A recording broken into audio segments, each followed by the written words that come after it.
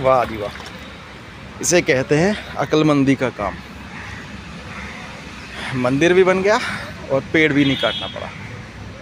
अगर दिमाग लगाया जाए तो सब कुछ बचाया जा सकता है नेचर में भी। प्रकृति बहुत अच्छी है दुनिया के लिए, बस लोगों को समझना पड़ेगा कि सांस के लेने के लिए जिन पेड़ों की हमें ज़रूरत है, अगर हम उन्हें ही काट देंगे तो सांस कैसे ले पाएंगे। जियो और जीने दो, नेचर को बर्बाद मत करो, यही सब लोगों से गुजारिश है।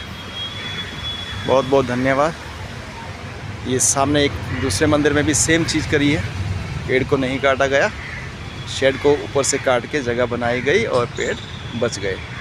बहुत बहुत धन्यवाद इन मिस्त्री लोगों के लिए, और जिन्होंने ये व्यवस्था करी है उनका भी बहुत बहुत धन्यवाद। Thank you everyone. Please like and subscribe, share. Thank you.